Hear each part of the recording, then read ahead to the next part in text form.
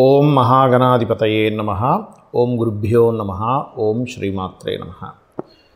మనం ఈరోజు జూలై మాసంలో గ్రహస్థితి ఏ విధంగా ఉంది, దాని మూలంగా ఎవరెవరికి ఎటువంటి ఫలితాలు జరగనున్నాయి అనేటువంటి విషయం చెప్తుంది. నేనైనప్పటికీ కూడా చెప్పిస్తుంది సాక్షాత్ లలితామ్మవారిగా భావిస్తూ, ముందుగా అసలు గోచారం ఎలా ఉంది అని చూసుకున్నట్లయితే, మీనరాశిలో శని, వృషభంలో స్వక్షేత్రంలో శుక్రుడు, మిథునంలో గురువు యొక్క సంచారం జరుగుతుంది. ఆ యొక్క శుక్రుడు 26వ తేదీ వరకు అక్కడ ఉంటాడు. 27వ తేదీ నుంచి గురువుతో శుక్రుడు కలుస్తాడు. అదేవిధంగా మనకి కర్కాటకంలో బుధుడు ఉన్నాడు, మరియు అదేవిధంగా సింహరాశిలో కుజుడు కేతువు యొక్క సంచారం జరుగుతుంది. కుంభంలో రాహు.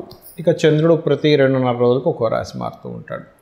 అయితే ఈ యొక్క విషయాల వల్ల, అంటే ఈ గ్రహస్థితి వలన ఎటువంటి స్థితిగతులు ఉంటాయి, అలాగే ఏ పరిహార మార్గం చేసుకోవడం ద్వారా దాని నుంచి బయటపడతాం అనేటువంటి విషయాలు మనం ఒక్కొక్క లగ్నరీత్యా తెలుసుకుందాం. లగ్నం తెలియని వారు రాశి నుంచి చూసుకోండి. కర్కాటక లగ్నము, కర్కాటక రాశి. కర్కాటకం వారికి కనుక చూసుకున్నట్లయితే లగ్నంలో బుధుడు. ఎప్పుడైనా లగ్నంలో బుధుడు ఉన్నప్పుడు తెలియని ఒక ఇన్సెక్యూరిటీ ఫీలింగ్ వస్తూ ఉంటుంది వీళ్ళకంటే. ఏమిటి, అమ్మనే చేస్తుంది కరెక్టా కాదు, ఎందుకంటే శుభగ్రహం కదా అది. పాపగ్రహం అయితే పిచ్చి ధైర్యం వచ్చేస్తుంది మనిషికి. శుభగ్రహం ఉండేసరికి నేను ఇక్కడ సరిగ్గా మాట్లాడగలనో లేదో, నేను ఈ డీల్ క్లోజ్ చేయగలనో లేదో, ఏమవుతుంది ఏంటో, ఈ భయం పోవాలంటే మీరు చేయవలసింది చాలా సింపుల్ టెక్నిక్. విష్ణు సహస్రనామాలు శ్రవణము లేదా పఠనం చేయండి, సరిపోతుంది, ఇంకేం అక్కర్లేదు. ఇది ప్రధానంగా చేయండి.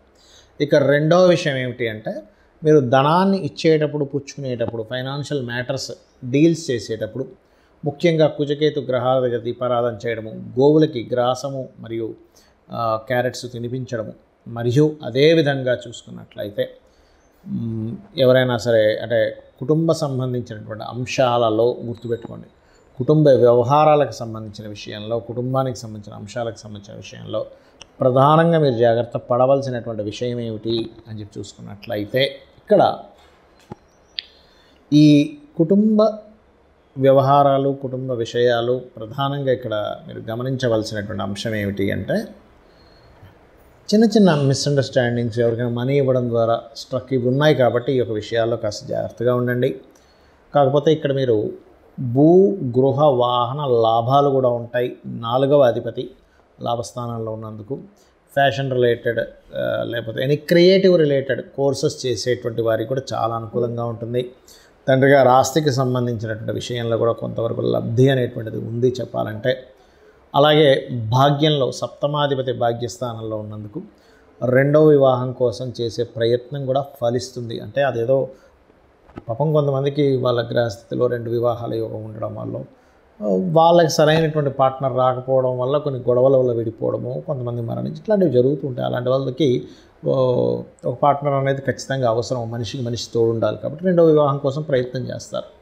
అది అందరికీ జరగాలని కాదు, కొంతమందికి దురదృష్టవశాత్తు అలా జరుగుతుంది. అలాంటి వారికి ఇప్పుడున్నటువంటి గ్రహస్థితి ఏదైతే ఉందో ఖచ్చితంగా పాసిబిలిటీ ఎక్కువగా ఉంటుంది వివాహం చేసుకోవడానికి. కాకపోతే చిన్న చిన్న ఆల్రెడీ వివాహం అయినటువంటి వారికి చిన్న చిన్న ఏకాదశంలో శుక్రుడు ఉన్నందుకు చిన్న చిన్న మిస్అండర్స్టాండింగ్స్ వస్తుంటాయి. బట్ డోంట్ వరీ ఇక్కడ, ఎందుకంటే కుటుంబ స్థానంలో కుజకేతులు ఉన్నందుకు. ఇక మీరు ముఖ్యంగా ఫైనాన్షియల్గా బాగా గ్రోత్ జరగాలి అంటే కనుక, ఎందుకంటే 2వ స్థానంలో కుజుడు కేతు ఉన్నారు కాబట్టి, ఓం నవవిద్రుమ బింబశ్రీ న్యక్కారి రతనచ్చదాయై నమః లేదా ఓం ధర్మాధ్యక్ష ధనాధ్యక్ష ధన ధాన్య వివర్ధినియే నమః అనే నామస్మరణ చేయండి. అన్ని విధాలా మీకు బాగుంటుంది.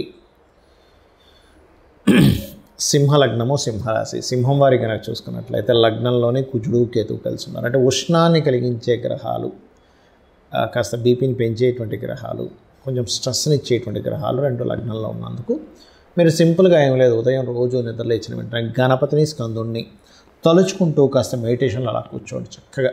ఒక 10 నిమిషాలు, ఏమి టెన్షన్ పడక్కర్లేదు. ఇంకా ఎక్కువసేపు చేయగలనండి, 20 నిమిషాలు చేస్తాను, అరగంట చేస్తాను, నాకు చాలా హ్యాపీగా ఉంది మెడిటేషన్ చేస్తా అంటే గంట సేపు అయినా చేయండి మెడిటేషన్. రోజు ఉదయం నిద్రలేచి కూర్చొని ఏం లేదు, ఆ నామాన్ని ఓం మహాగణాధిపతయే నమః, ఓం స్కందాయ నమః చాలు. ఆ మెడిటేషన్ చేసేటప్పుడు దాని మీదే ధ్యాస పెట్టండి. నన్ను చాలామంది అడుగుతున్నటువంటి కొన్ని ప్రశ్నలకి ఇప్పుడు ఈ వీడియోలో నేను మీకు చెప్తాను.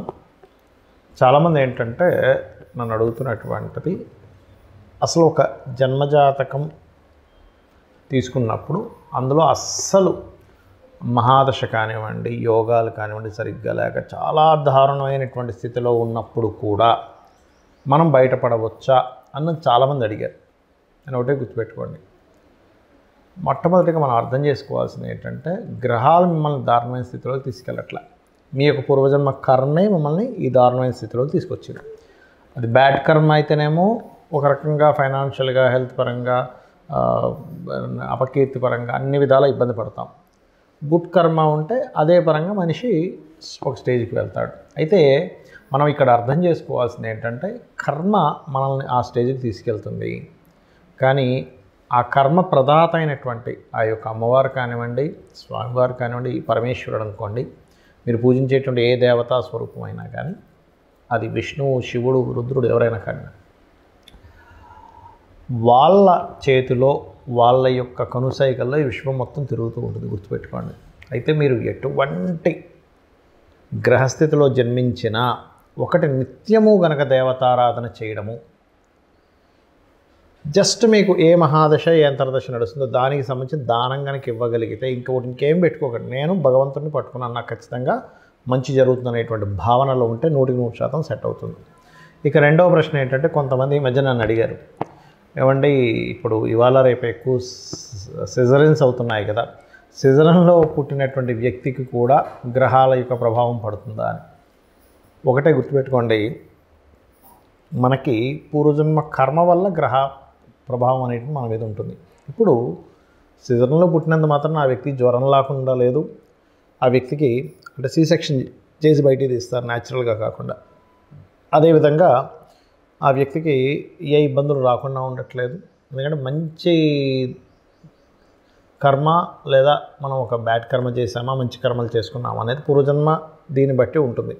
అయితే ఇక్కడ మరొక క్వశ్చన్ దీనికి అనుసంధానంగా ఏమడుగుతున్నారంటే, ఇప్పుడు మనం పెట్టినటువంటి ఒక ముహూర్తంలో పెట్టుకుంటాం. అంటే చాలామంది అడుగుతుంటారు, ఏమండి ఇలాగా న్యాచురల్ డెలివరీ అవ్వదు, సో మీరు ఎవరినైనా పురోహితుల్ని లేకపోతే ఆస్ట్రాలజర్ని కనుక్కొని ఫలానా 1 వీక్లో మీరు ఒక మంచి రోజు చూసుకొని చేసుకోండి, ఫలానా టైం అని చెప్తూ ఉన్నప్పుడు ఆస్ట్రాలజర్ని సర్వసాధారణంగా తల్లిదండ్రులు వాళ్ళు పడ్డ కష్టాలు కాకుండా వాళ్ళ పిల్లలైనా బాగుండాలనేటువంటి ఒక మంచి ఆలోచనతో వస్తారు. తద్వారా ఫలానా రోజు చేసుకోండి బాగుందని చెప్పడం జరుగుతుంది. అయితే ఇక్కడ ఏంటంటే క్వశ్చన్ ఏంటంటే, చాలామంది మరి అలాగ మనం ముహూర్తం పెట్టినప్పుడు ఆ వ్యక్తికి అన్ని కర్మలు పోతాయా ఒక మంచి ముహూర్తంలో పుట్టినప్పుడు అంటే, ఒకటే చెప్తాను మీకు, మనం పెట్టడం కాదు అసలు అక్కడ ముహూర్తం. ఆ జీవుడు అక్కడ పుట్టాలని రాసి పెట్టుంటే ఈ యొక్క ఆస్ట్రాలజర్కి కావచ్చు లేదా పంతులు గారికి ఎవరికైనా మన టెంపుల్స్లో ఉండే పురోహితులు ఎవరైనా ఫలానా రోజు చేసుకోండి అని చెప్పినప్పుడు వాళ్ళ ఆ జాతకుడు మంచి పుణ్యకర్మలు చేసుకుని ఉంటే ఖచ్చితంగా ఆ టైంకి పుట్టేస్తాడు వీళ్ళు పెట్టిన ముహూర్తానికి. లేదనుకోండి, నేను చాలా కేసెస్ చూసింది ఏంటంటే, మంచి ముహూర్తం పెట్టినా కూడా జీవుడికి ఆ టైంలో పుట్టే యోగం లేదు. అంటే ఆ జీవుడు ఫలానా కర్మలు అనుభవించడానికి ఒక పర్పస్ కోసం పుడతారు. ప్రతి ఒక్కరు కూడా ఖచ్చితమైన ఒక పర్పస్ ఉంటుంది. ప్రతి జీవి ఒక పర్పస్ కోసం పుడుతుంది. ఆ పర్పస్ కోసం పుట్టేటప్పుడు ఏ సమయంలో పుట్టాలో ముందే డిసైడ్ అయి ఉంటుంది. మనము ఫలానా ఉదాహరణకి ఇప్పుడు ఇది జూన్ మాసం నడుస్తుంది అనుకుందాం, జూలై 10వ తేదీయో పెట్టాం, కానీ వాళ్ళు జూలై 9వ తేదీ తల్లికి కాస్త పెయిన్స్ స్టార్ట్ అయిపోయి ఇమీడియట్లీ హాస్పిటల్లో తీసుకెళ్ళి జాయిన్ చేసేసి డెలివరీ చేసేస్తారు, ఆపరేషన్ చేసేస్తారు. ఎందుకంటే పెయిన్స్తో ఉన్నప్పుడు 10వ తేదీ దాకా ఆఖరిగా 9వ తేదీ వస్తే ఆ రకంగా జరుగుతుంది, గుర్తుపెట్టుకోండి. కానీ సర్జరీ చేసినప్పుడు పుట్టిన అంటే C-సెక్షన్లో పుట్టిన న్యాచురల్గా డెలివరీ అయినా ముందే ఫిక్స్డ్. కాకపోతే ఏంటంటే కొంచెం వీళ్ళు చేసుకున్న పుణ్యం ఉంటుంది, తల్లిదండ్రులు చేసుకున్న పుణ్యకర్మలు ఏవైనా ఉంటాయి, అవి కొంతవరకు వీళ్ళని సరైన సమయంలో పుట్టేలాగా కూడా తోడ్పడుతుంది. అయితే ఇక్కడ చాలామంది ఏంటంటే భయపడుతున్న అంశాలు ఏలినాటి శని, కాలసర్ప యోగం, ఇది చాలా పెద్ద ఎఫెక్ట్ ఇస్తుంది అనేటువంటిది ఒక మిత్తులో ఉంటున్నారు. ఒకటి గుర్తుపెట్టుకోండి, నేను చాలా వీడియోలు చెప్పాను, మళ్ళీ చెప్తున్నా, 180 మంది ప్రెసిడెంట్ల జాతకాలు నెట్లో నేను సెర్చ్ చేసి చూశాను. అందులో 90% ఆఫ్ ఈ యొక్క ప్రెసిడెంట్లకి కాలసర్ప యోగం ఉంది. అంటే ఒక్కసారి మనం ఆలోచించినట్లయితే, మరి వాళ్ళు ప్రెసిడెంట్లు అయ్యారే కాలసర్ప యోగం ఉన్నప్పుడు మనం ఎందుకు మన జీవితం ఏదో పాడైపోతుందని ఆలోచిస్తున్నాము అనే ఒక్క చిన్న లాజిక్ పాయింట్ మీరు అర్థం చేసుకుంటే సెట్ అవుతుంది. అంటే ఎందుకు అంటే వాళ్ళ పర్సనల్ చార్ట్స్లో ఓ దేశానికి నాయకుడు అయ్యే యోగం ఉంది, కొంతమందికి కాలసర్పయోగం ఉన్నప్పుడు మంచి మంచి డాక్టర్స్ అయ్యారు, మంచి మంచి లాయర్లు అయ్యారు, ఐఏఎస్లు ఐపీఎస్లు కూడా ఉన్నారండి. ఇంకా చెప్పాలంటే అంటే ఏమిటి అంటే వాళ్ళ కాలసర్పయోగం కేవలం మనకు శాస్త్రంలో చెప్పింది ఏమిటి అంటే మీకు చాలా స్పష్టంగా నేను చెప్పబోయేది ఒకటే, కేవలం ఇది దేశకాల పరిస్థితులకి మాత్రమే కాలసర్పయోగాన్ని చూడాలి, జన్మజాతకానికి అసలు అప్లై చేయకూడదు. గుర్తుపెట్టుకోండి. ఏమండి లేదండి నాకు దానివల్ల అవుతుంది, అదంతా మీ మిత్ అని చెప్తాను నేను. ఖచ్చితంగా మీ యొక్క నెగటివ్ థింకింగ్ వల్ల అలా అనిపిస్తుంది, దీనివల్లే అవుతుందేమో దీనివల్లే అవుతుందేమో అని. కానీ వేరే వేరే కారణాలు ఉంటాయి. సంపాదించలేకపోతున్నాము, సెకండ్ లార్డ్ ఎక్కడో ఇబ్బంది పడి ఉంటాడు, ఉద్యోగం రావట్లేదండి కాలసర్పయోగం వల్ల. మీ 10th లార్డ్ చూడండి ఫస్ట్, మీ 10వ అధిపతి ఏమిటి, ఎలా ఉంటుందంటే అన్నిటికీ కూడా తలనొప్పి వచ్చిన కాళ్ళకి ఆయిల్ రాసుకున్నట్టుగా ఉంటుంది పరిస్థితి. కాబట్టి అలా కాదు. 10వ అధిపతి ఏమిటి, వివాహం అవ్వట్లేదు కాలసర్పయోగం అనుకుంటారు, కాదు. మీ 7వ అధిపతి ఎలా ఉన్నాడు, వివాహ జీవితంలో గొడవలు అయిపోతున్నాయి, విడాకులు అయిపోతున్నాయి. 12వ అధిపతి ఎలా ఉన్నాడో చూడండి. ఆరోగ్యం బాగాలేదు, 4, 5, 6 అధిపతులు ఎలా ఉన్నారో చూడాలి. ఇలా ఒక్కొక్క దానికి పర్టికులర్గా శాస్త్రంలో కొన్ని ఫార్ములాస్, కొన్ని భావాలు చెప్పబడింది. అలాగే ఏలినాడు శని విషయంలో కూడా మీరు గుర్తుపెట్టుకోండి, ఎప్పుడు కూడా శని అనగానే వెంటనే మనం నెగిటివ్గా వెళ్ళిపోయి నాకేం కలిసి రాదు, నేను ఏం చేసినా కలిసి రాదు, అది కాదు. కర్మకారకుడు, కర్మప్రదాత, ఆయనకు ఒక పోర్ట్ఫోలియో ఇవ్వడం జరిగింది. మీ మంచి చెడు కూడా ఆయన ఇస్తాడు. కాబట్టి ఏమిటి, ఏలినాడు శనులు అర్ధాష్టమశనులు అష్టమశనులు నడిచేటప్పుడు ఎక్కువ నిద్రపోవడం చేయకూడదు, యాక్టివ్గా ఉండాలి, ఎక్సర్సైజ్ చేస్తుండాలి, ఎప్పుడు ఏదో పనిలో ఉంటుండాలి, శ్రమిస్తుండాలి. శ్రమకారకుడు కాబట్టి మనకి ఇబ్బంది కలగకుండా ఉంటుంది. దాంతోపాటు మీకు దగ్గరలో ఏదైనా ఆలయం ఉన్నట్లయితే ప్రత్యేకంగా స్కందుడి ఆలయము లేదా గణపతి ఆలయము లేదా అమ్మవారి ఆలయం, ముఖ్యంగా హనుమాన్ ఆలయం కనుక మీరు రెగ్యులర్గా వెళ్తున్నట్లయితే ఏలినాడు శని ప్రభావం కంప్లీట్గా పాజిటివ్గా పనిచేస్తుంది మీకు.